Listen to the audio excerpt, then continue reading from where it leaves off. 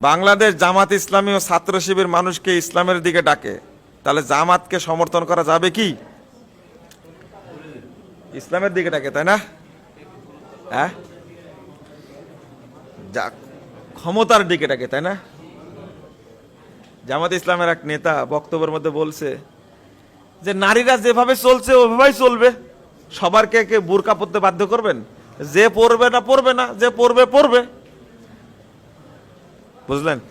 আমি আপনাদের অনুরোধ করি, দয়া করে ইসলামের স্বাতন্ত্র্যটাকে আপনারা নষ্ট করেন না।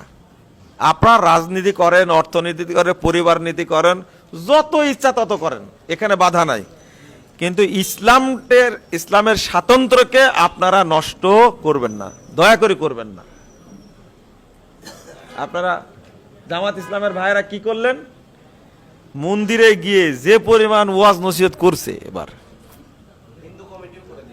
হিন্দু কমিটি করছে, তাই না?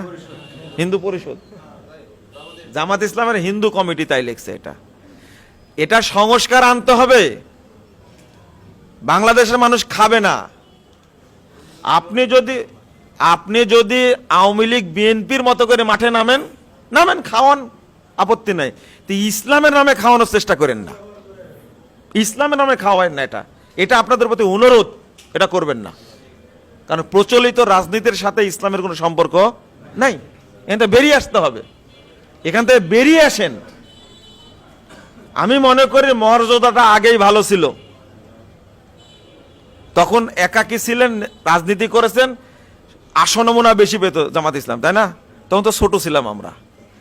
কিন্তু যখনই তাদের নীতি বদল হওয়া শুরু হয়েছে, তখনই অধঃপতনটাও কি শুরু হয়েছে। আর কি বলবো এখানে? প্রথমে দরকার আকীদার সংস্কার। কিসের? মুহাম্মদ সাল্লাল্লাহু আলাইহি ওয়াসাল্লাম 13টা বছর শুধু আকীদা তাওহীদ মানহাজের দাওয়াত দিয়েছে, 13 বছর। তারপরে সালাত নাজিল হয়েছে, তারপরে সিয়াম, তারপরে কি হজ, তারপরে যাকাত, এইভাবে পরে নাজিল হয়েছে। কিন্তু আমরা আকীদার দাওয়াত মোটেই দেই না। ওই যে বললাম, ঈমান থেকে হিজরত করা যায় না, মুশকিল। দেশ থেকে হিজরত করা যায়, রাজনীতি থেকে অবসর নেওয়া যায়, চাকরি থেকে অবসর নেওয়া যায়, কিন্তু মেরে ফেলে দিলেও, ফাঁসির কাস্টে ঝোলালেও তাকে ঈমান থেকে আলাদা করা যায় না। অতএব ঈমানটাই আগে, এটা খেয়াল রাখবেন।